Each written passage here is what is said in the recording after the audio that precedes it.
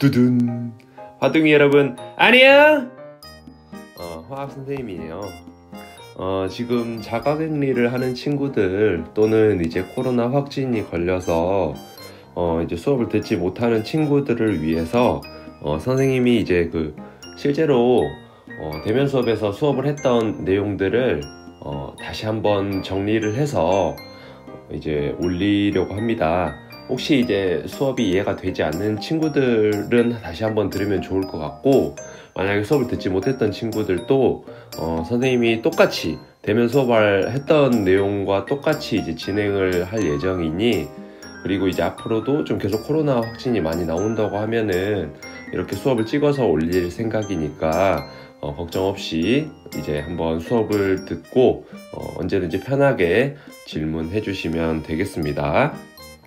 그럼 본격적으로 수업 해볼까요? 한번.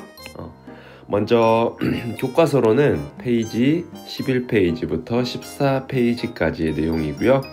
EBS 개념 완성으로는 9페이지부터 11페이지까지 내용입니다. 학습 목표는 충분히 여러분들 읽어보면 될 것 같고요. 이제 우리가 교과서 내용을 이제 본격적으로 들어가기에 앞서서 여러분들이 선생님이 체크하는 부분, 이 부분은 꼭 이제 알고 넘어갔으면 좋겠다. 먼저 좀 암기를 요구하는 부분이니까 먼저 이 부분은 그냥 이해를 하려고 하기보다는 암기를 하기를 추천을 드립니다. 그리고 이제 여러분들이 이제 1년 동안 화학원을 듣게 되면 선생님이 일단은 암기를 해둬라, 아니면은 이 부분은 그냥 그렇게 받아들여줘라 라고 하는 부분들이 있을 거예요. 그러한 부분들은 이제 우리가 고등학교 3학년 화학2 또는 고급 화학 아니면 대학교를 진학을 하면서 그런 부분들을 이제 증명하는 과정이 이제 고학년에서 이제 학문이거든요. 고학문이라고 하죠. 높은 학문이지. 그러니까 높은 학문으로 갈수록 기존의 새로운 내용을 배우기보다는 그냥 기존의 내용을 증명하는 과정이기 때문에 그런 부분들을 감안을 해서 선생님이 지금도 증명을 해줄 수는 있지만 여러분들에게 굳이 지금 증명을 할 필요가 없다고 판단이 되기 때문에 일단 암기를 해달라고 하는 부분이니까 그런 부분들 이해를 하고 들으면 되겠습니다. 하지만 나는 굳이 이해를 하고 싶다 라고 하면 선생님 교무실 있죠? 어디야? 3층 학생안전부실로 오면은 선생님이 아주 깊고 그리고 여러분들이 이해할 수 있는 수준에서 설명을 해보도록 노력하겠습니다. 그래서 여기 지금 선생님 체크했던 부분 암기 좀 부탁드립니다. 어떤 물질들이 있잖아요. 항상 물질들은 원소들이 합쳐져서 만들어질 거야. 그 원소들이 어떻게 합쳐져서 만드냐면 결합이라는 걸 통해서 만들어질 겁니다. 결합은 옆에서 이제 무슨 결합이 있는지 살펴보도록 할 거예요. 우리가 그럼 1학년 때 배웠을 거예요. 원소는 금속 원소랑 비금속 원소로 나뉘어진다고 했었습니다. 물론 준금속이라고 해서 금속의 성질도 가지고 있으면서 비금속의 성질도 갖고 있는 물질들이 있겠지만 큰 틀에서는 금속과 비금속으로 나뉘어진다는 거. 그러면 이제 물질들을 구성하고 있는 결합에 대해서 살펴보도록 하겠습니다. 결합은 크게 3가지가 있어요. 이온 결합, 공유 결합, 그 다음에 금속 결합. 선생님이 원소들이 합쳐서 결합이 이루어진다고 했었잖아. 그러면은 원소는 금속과 비금속으로 구성되어 있기 때문에 그에 맞춰서 이제 금속 이온 결합 같은 경우는 금속 원소랑 비금속 원소가 합쳐져서 만들어질 수 있고요. 공유 결합은 비금속 원소랑 비금속 원소가 합쳐져서 만들어질 수 있습니다. 그럼 마지막 이제 금속 원소 같은 경우는 한 가지 경우일 수밖에 남지 않았겠죠. 그렇지. 금속 원소랑 금속 원소가 합쳐져서 만들어집니다. 이온 결합 같은 경우 대표적인 예시로는 NaCl이라고 해서 나트륨이라는 금속과 염소라는 비금속이 합쳐져서 만들어지는 염화 나트륨이라고 하고요. 염화 나트륨은 우리 주변에서 소금 성분이 됩니다. 그 다음에 뭐 KF라고 해서 이름은 플로리나 칼륨 이렇게 읽을 수 있는데 이 친구는 이제 치약에서 볼 수 있습니다. 그 다음에 비금속의 예시로는 뭐 O2 이런 물질이 있는데요. 뭐 산소 2개 합쳐져 가지고 산소라는 비금속 2개가 합쳐져서 만들어질 수 있습니다. 선생님이 O2 이렇게 쓸 때 작게 쓰는 표시는 화학 결합에 참여한 원자의 수라고 설명을 했었어요. 뭐 그 다음에 다른 예시로는 우리가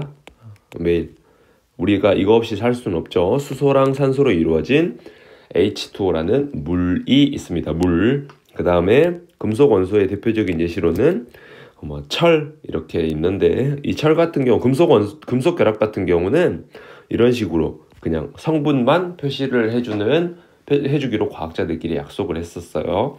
그러면 이온 결합의 기본 단위부터 살펴보도록 하겠습니다. 이온 결합의 기본 단위는 결정으로 구성되어 있어요.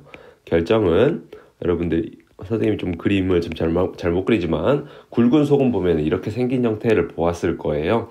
이런 형태를 결정이라고 하고요. 공유결합 같은 경우는 분자 형태도 있고 결정 형태도 있는데 선생님 분자랑 결정은 어떻게 다른가요? 분자가 합쳐져서 결정이 된다고 생각하면 되겠어요. 즉 결정이 분자보다 더 큰 단위라고 생각할 수 있겠습니다. 그럼 마지막 금속 결합 같은 경우도 결정의 형태로 구성되어 있습니다. 공유결합 같은 경우는 분자도 있고 결정도 있잖아요. 분자보다 더 큰 단위인 결정으로 존재하는 친구들은 세 가지가 있는데 먼저 SiO2라고 해서 우리 시멘트를 만드는 주재료가 되는 물질인데요. 이것들에 대해서 결합에 대해서 구조는 3단원에서 2학기 들어가서 3단원에서 자세히 설명하도록 하겠습니다. 그 다음에 다이아몬드가 있고요. 탄소로 구성된 똑같이 탄소로만 구성되어 있지만 구조가 다른 흑연이 있습니다. 이 세 가지만 결정의 구조라고 생각을 하면 되겠습니다. 그럼 이제 교과서 내용에 해당되는 내용을 본격적으로 살펴보도록 하겠습니다. 먼저 화학의 발전 과정이 제일 처음 나오는데요. 불을 발견하게 되면서 인류는 금속을 발견하게 되었고요. 그 금속을 우리가 어떻게 발견을 하게 되냐면 재련이라는 걸 통해서 금속을 발견하게 되었고 연금술이라고 해서 금을 만드는 과정을 우리가 이제 금을 만드는 과정으로 발전이 되었고 그러면서 이제 새로운 화학 물질들이 발견하는 계기가 되었습니다. 이제 실생활 문제를 어떻게 해결했고 거기에 화학이 어떻게 접목이 되어 있는지도 살펴보도록 하겠습니다. 실생활에서 우리가 많이 섭취하게 되는 단백질 같은 경우 탄소, 수소, 산소, 질소로 구성되어 있잖아요. 그 중에서 우리가 질소 형태를 먼저 살펴보도록 하겠습니다. 질소 원자는 생물체에서 단백질에도 존재를 하고요. 그 다음에 DNA를 구성하는 핵산이라는 물질을 구성하고 있습니다. 둘 다 탄소, 수소, 산소, 질소로 구성이 되어 있고요. 근데 이제 우리가 이 질소 원자의 형태를 질소를 가장 많이 함유하고 있는 상태는 공기 중의 질소예요.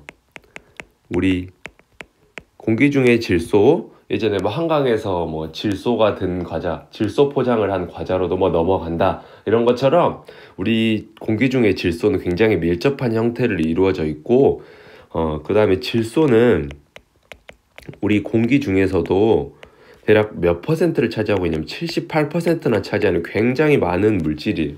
산소는 이제 뭐 O2라고 해서 산소는 21%밖에 안 됩니다. 그러니까 그것보다 거의 한 3배 이상은 더 많은 거죠. 그만큼 질소가 엄청나게 많은 형태를 차지하고 있는데 이 공기 중의 질소는 이제 질소 원자 2개가 화학 결합을 통해서 만들어진 거잖아요. 결합을 한다는 뜻은 결합을 하는 이유는 안정하기 위해서 결합을 하는 거예요. 우리가 뭐 결혼을 하는 것들 그리고 뭐 그 다음에 안정된 직장을 갖는 이유, 다 안정된 삶을 살기 위한 거잖아. 그런 것처럼 우리 화합물들은 이렇게 안정한 형태를 갖기 위해서 결합을 하게 되는데, 이렇게 공기 중의 질소가 두 가지로 붙어 있게 되면 굉장히 반응성이 안전하기 때문에 반응성이 작고 물에도 잘 녹지도 않아요. 그래서 생물체가 직접 이용을 하기 어려웠기 때문에 하버라는 학자랑 보슈라는 학자가 함께 연구를 해서 이 공기 중의 질소를 반응시켜서 암모니아, 우리 합성 비료의 화학 비료의 주 원료가 되는 암모니아를 합성하기 시작했습니다. 이 동물 배설물로부터 비료를 충족하기 어려워서 근데 어떻게 반응을 시켰냐면 촉매라는 거를 이용해서 반응을 시켰어요. 촉매는 반응에는 직접 관여하지 않지만 반응 속도를 조절하는 물질이에요. 대표적인 예시로는 우리가 음식물이 상하지 않기 위해서 냉장고에 보관을 한다, 또는 냉동실에 보관을 한다. 그 형태도 촉매로 인한 우리가 촉매로 인한 효과라고 볼 수 있는데, 화학 반응 같은 경우는 반응물이 화학 반응을 통해서 생성물이 되는 과정인데, 우리가 또 다른 예시로 선생님 발효를 이야기를 한번 해볼게. 그 발효 같은 경우는 우리가 어떤 물질을 발효하기 위해서 따뜻한 곳에 보관해, 찬 곳에 보관해? 그렇지, 보통 따뜻한 안방에 보관을 한다든지 온도가 높은 곳에 많이 보관을 하잖아요. 그 이유가 뭐냐면 발효가 잘 되게 하기 위해서 우리가 따뜻한 곳에 보관을 하는 거잖아. 근데 발효라는 건 차가운 곳에 있어도 발효는 일어날 수 있습니다. 근데 따뜻한 곳에 놔두는 이유는 더 빨리 반응을 시키기 위한 거잖아. 그런 것처럼 촉매도 반응에 직접 관여를 하진 않지만 반응 속도를 빠르게 또는 느리게 하는 물질을 촉매라고 합니다. 빠르게 하는 것도 있지만 느리게 하는 경우 우리 방부제 같은 물질도 우리가 과자에 방부제가 들어가 있다고 해서 과자의 맛이 변하는 것은 아니잖아요.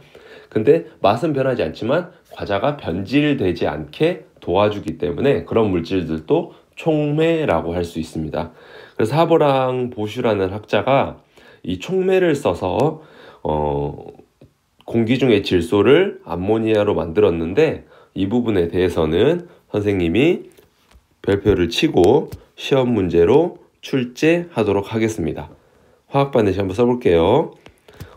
질소랑 수소를 반응시켜서 NH3라는 암모니아를 만들 거야.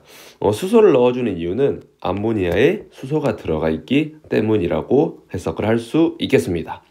촉매 같은 경우는 반응하는 물질도 아니고 생성되는 물질도 아닌 단순히 화학 속도에만 관여를 하기 때문에 반응물과 생성물 위치에 쓰지 않고 화살표 위쪽과 아래쪽에 기재를 해줍니다.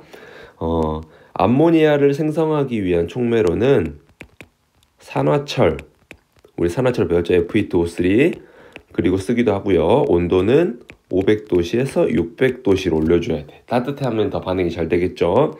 그 다음에 우리 현재 지금 우리가 있는 상태에서 대기압이라고 하죠. 대기압은 1기압인데 무려 200도씨나 압축을 시켜서 반응을 시켜주면 됩니다. 근데 여러분들 다 알다시피 화학 반응 이렇게 쓰면 끝나는 게 아니죠. 마지막으로 우리가 개수를 맞춰줘야겠지. 지금 여기 왼쪽에는 암모니아가 2개 있는데 왼쪽에 질소는 2개 있는데 오른쪽에는 암모니아의 질소가 하나밖에 없잖아. 그래서 질소 2개를 맞춰주기 위해서 여기 앞에 2를 써줘야겠지.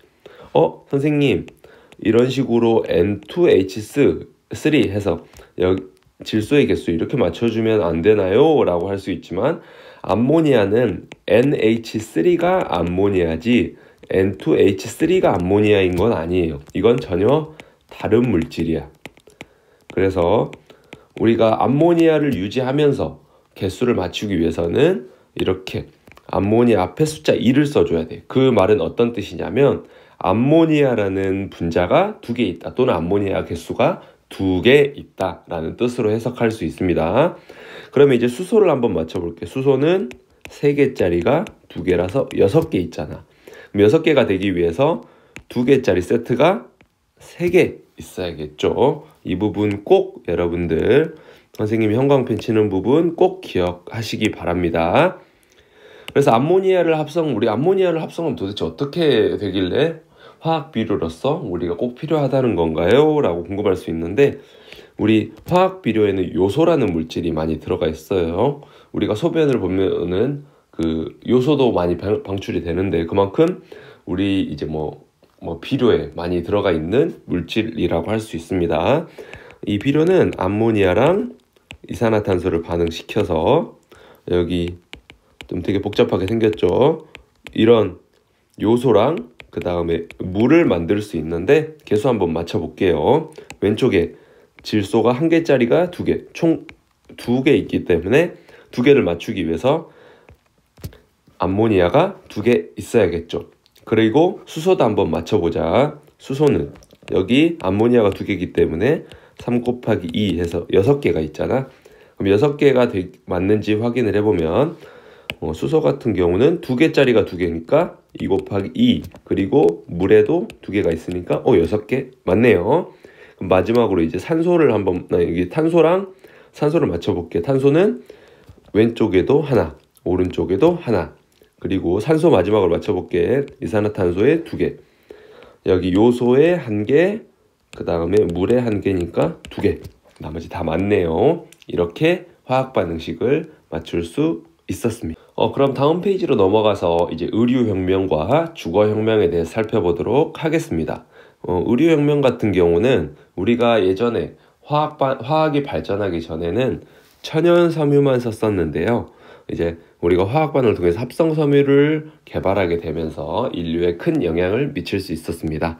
먼저 천연섬유 같은 경우는 강도가 상대적으로 화학 합성섬유에 비해서 약하고, 비용도 아무래도 천연이다 보니까 소량 생산돼서 비싸기 때문에 우리가 모든 사람들이 다 따뜻한 옷을 입고, 그리고 편한 옷을 입기 위해서는 대량 생산이 필요를 했고, 그래서 이제 합성섬유를 개발하게 되었습니다.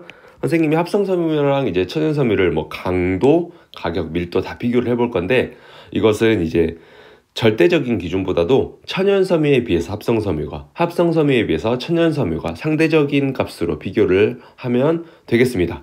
먼저 천연섬유는 면이 있고요. 그 다음에 마소재, 그리고 털로 이루어진 모소재, 그리고 견이라는 소재로 이루어져 있고요. 합성섬유는 나일론이 있고, 그 다음에 폴리아크릴이라는 물질이 있습니다. 밑에서 더 자세히 여러 가지 종류를 살펴보겠지만, 대표적으로 합성섬유는 나일론이 많이 나온다고 살펴보면 되겠습니다. 얼마나 많이 나오는지는 좀 이따 선생님이랑 모의고사 문제를 풀면서 살펴보도록 하겠습니다. 먼저 천연섬유 같은 경우는 천연이다 보니까 합성섬유에 비해서 소량, 근데 합성섬유는 대량으로 존재를 하고요. 강도 같은 경우는 천연 소재가 아무래도 좀 다 잘 찢어지면서 약하고, 합성섬유는 좀 강한 편입니다. 그 다음에 가격 같은 경우는 아무래도 소량이다 보니까 비싸고요. 합성섬유는 대량이다 보니까 조금 더 저렴합니다. 밀도 같은 경우는요, 좀 더 오밀조밀하게 되어 있는 형태가 천연섬유가 밀도가 크고요. 그 다음에 합성섬유는 조금 더 오밀조밀하지 않고, 주어진 공간 안에서 조금 더 넓게 포진되어 있기 때문에 작다고 표시를 할 수 있고요. 작다고 설명할 수 있고요. 마찰 같은 경우는 천연섬유가 마찰에 약하기 때문에 보풀 같은 게 잘 일어나고, 합성섬유는 강하기 때문에 상대적으로 보풀이 잘 일어나지 않는다라고 할 수 있고요. 구김 같은 경우는 천연섬유가 구김에 약하기 때문에, 구김에 약하다는 뜻은 잘 구겨진다라고 해석을 할 수 있겠지. 구김을 잘 못 견디니까. 그래서 천연섬유가 더 잘 구겨지는 반면에 합성섬유는 좀 강하다고 할 수 있겠습니다. 흡습성이라고 해서 수분을 흡수하는 성질은 천연섬유가 흡습성이 높고요. 그 다음에 합성섬유가 아무래도 수분을 잘 흡수 못하기 때문에 낮습니다. 아무래도 천연섬유는 천연이다 보니까 친환경적인 반면에 합성섬유는 폐기할 때 환경오염을 일으킬 수 있습니다. 그러면 합성섬유 아무래도 천연섬유가 원료가 제한적이기 때문에 대량으로 대량으로 생산을 하기 위해서는 합성섬유가 필요를 했고, 아무래도 수명도 짧고 구김이 잘 가기 때문에 수명도 길고 구김이 강한 우리 형태의 합성섬유를 개발하게 되었어요. 먼저 탄소, 수소, 산소, 질소로 구성되면서 질기고, 그 다음에 뭐 양말, 스타킹, 속옷, 블라우스에 들어가는 합성섬유는 나일론입니다. 두 번째, 탄소, 수소, 산소로 구성되어 있으면서 강도와 내구성이 탁월해서 합성 비닐, 페트병에 쓰이는 애들은 폴리에스터고요. 우리 대표적으로 나이키라는 브랜드에서 비닐 소재 옷 또는 뭐 바람막이 같이 비닐 소재 옷은 폴리에스터 성분으로 되어 있습니다. 그 다음에 탄소, 수소, 질소로 구성되면서 열에 잘 견디고 뭐 수세미 같은 데 쓰이는 물질은요, 폴리 아크릴로 나이트릴이라는 물질이고요. 그 다음에 뭐 운동복, 고어텍스, 방탄복, 케블라, 그 다음에 뭐 우리 소방복, 우주복에 쓰이는 기타 기능성 섬유가 있습니다. 그러면은 이제 주거혁명만 살펴보고 빨리 문제 풀고 마무리할게요. 우리 시멘트 같은 경우는요, 석회석이라고 해서 화학식 이름으로는 탄산칼슘이라고 합니다. 이 탄산칼슘을 가열을 해서 산화칼슘이라는 CaO라는 물질을 만들어서 여기에 점토를 섞고 우리가 뭐 물을 섞어서 토목에서 접합제로 사용을 할 수 있는데요. 화학 반응 한번 써보면 CaCO3, 이 세모 표시는 뭐냐면 이제 알아두면 좋을 것 같아. 가열이라고 말을 할 수 있습니다. 이 탄산칼슘을 가열을 하면 산화칼슘이랑 물이 아니라 지금 잘못 썼네, 미안해, 이산화탄소가 나오는데요. 계속 맞춰보면 왼쪽에 칼슘 하나, 오른쪽에 칼슘 하나, 왼쪽에 탄소 하나, 오른쪽에 탄소 하나, 왼쪽에 물이 3개, 오른쪽에 산화칼슘에 하나, 이산화탄소에 2개 해서 산소도 3개가 되죠. 이 산화칼슘에다 점토를 섞고 뭐 물을 섞으면 시멘트가 되고요. 시멘트에다가 뭐 건축재료, 물을 섞으면 건축재료로서 좀 찐득찐득한 접합제 역할을 할 수 있을 거고요. 우리가 근데 여기 이제 이 비율에 대해서는 이제 건축공학과나 건축학과에 대해서 자세히 배우겠지만, 대표적으로 시멘트에다가 물이 적절하게 들어가야 되는데 물이 어느 이상으로 들어가게 되면 그 접합제로서의 강도가 약해질 수 있는데, 우리가 이 물이 더 과하게 들어가서 또는 물을 적절하게 배양을 했는데 뭐 눈이나 비가 왔을 때 공사를 하게 되면 그 접합제가 조금 더 물이 많이 들어가기 때문에 아무래도 좀 강도가 접합제로서의 역할이 약해질 수 있겠죠. 그게 이제 대표적으로 나타난 사례가 얼마 전에 이제 아파트가 붕괴됐던 사례. 그 아파트가 붕괴됐던 이유가 눈이 왔을 때도 공사를 실시를 해서 그 접합제로서의 성분이 약해졌기 때문에 그런 사고가 발생할 수 있었다는 거 하나 우리가 이제 팁으로 알고 있으면 좋을 것 같고요. 유리 같은 경우는 아까 선생님이 분자이면서 결정이라고 했던 SiO2 화학 이름으로는 이산화규소가 되는데, 이 이산화규소를 선생님 잘못 표시했네. 이거 이산화규소 좀 이따가 써야 되는데, 유리는 모래라고 해서 반짝반짝 거리는 데에다가 SiO2라는 이산화규소를 섞어서 우리가 만들 수 있었습니다. 그러면은 여러분들 이제 관련 문제 한번 풀어 볼게요. 휘발유에 대해서는 선생님이 다음 수업에서 원유 정제라고 해서 이제 기름을 정제하는 방법에 대해서 또 한번 설명을 할 거니까, 일단은 휘발유는 탄소랑 수소라는 원소로 구성되어 있다라는 거 하나 정도 기억하면 좋을 것 같습니다. 2번 19세기 식량 문제는 암모니아라는 물질을 대량 생산하면서 위기를 극복할 수 있었고, 이 암모니아는 NH3라고 화학식으로 기재할 수 있습니다. 세 번째, 합성섬유는요, 천연섬유에 비해서 마찰과 구김이 강하고요. 산화칼슘으로 점토를 섞어서 접합제로 쓸 수 있는 물질은 시멘트가 되겠죠. 2번, 우리 주위의 화학 물질에 대한 설명으로 옳은 것은 O, 옳지 않은 것은 X 하면 염화나트륨은 화합물이다. NaCl이죠. 염화나트륨 화학식으로 쓰면 화합물이라는 거는 화학 결합을 통해서 만들어진 물질을 줄여서 화합물이라고 하는데요. NaCl 같은 경우는 아까 처음에 배웠듯이 이온 결합 물질이기 때문에 화학 반응을 통해서 만들어진 물질입니다. 두 번째, 휘발유에는 탄소가 포함되어 있다. 관련 문제 1번에서 볼 수 있었죠. 녹말은 천연 고분자 화합물. 이거는 따로 설명할 게 없을 것 같아. 나일론, 폴리에스터, 폴리아크릴로 나이트릴을 구성하는 원소는 아까 위에서 살펴봤듯이 탄소랑 수소가 공통으로. 다음 페이지로 넘어가서 화학의 발전 과정 한번 살펴보도록 할게요.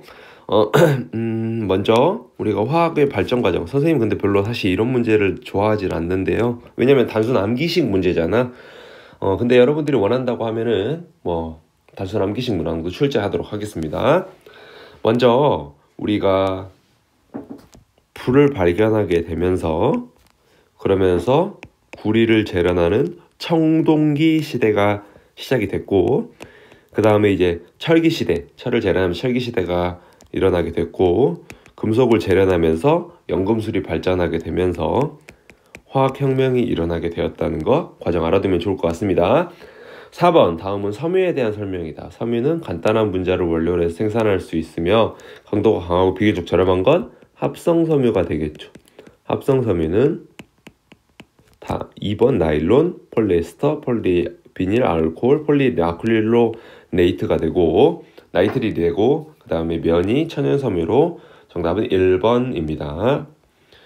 2019학년도 6월 고등학교 2학년 화학원 모의고사 살펴보도록 할게요. 20세기 하버와 보수는 공기 중에 질소를 수소 반응시켜서 암모니아를 만들었고, 암모니아는 NH3가 되죠. 2번 2019학년도 6월 2번 기억은 부드럽고 가격이 싼 합성섬유이다. 합성섬유 나일론. 선생님이 나일론 정말 많이 나온다고 했죠.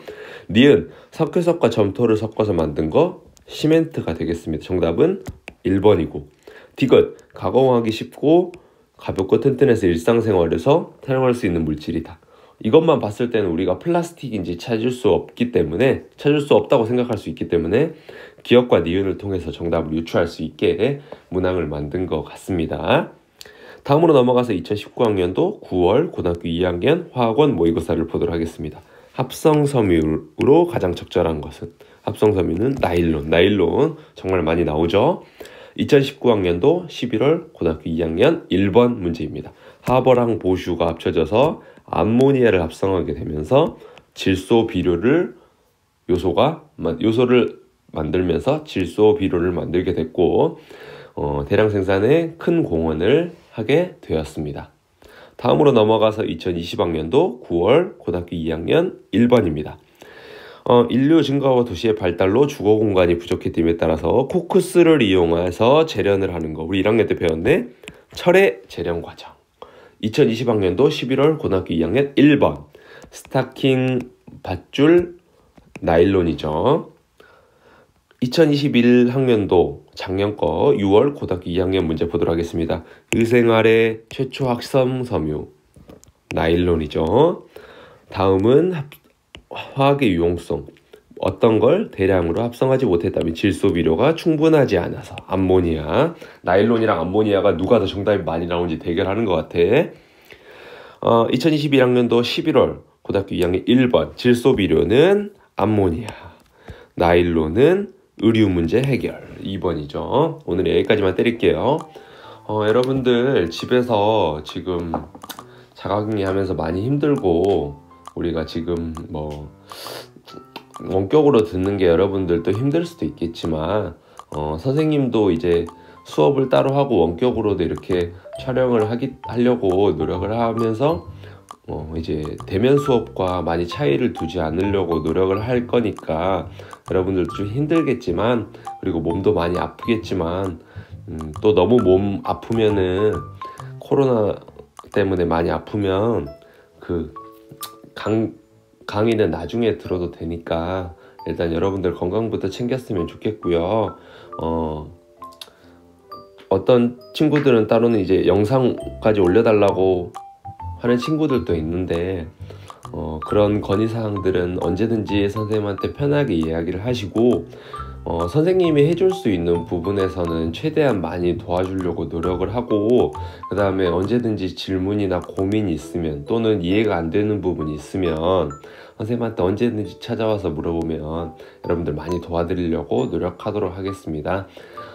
첫 수업이었는데 여러분들 너무 고생 많았고 앞으로도 우리 한번 열심히 한번 해봅시다. 파이팅!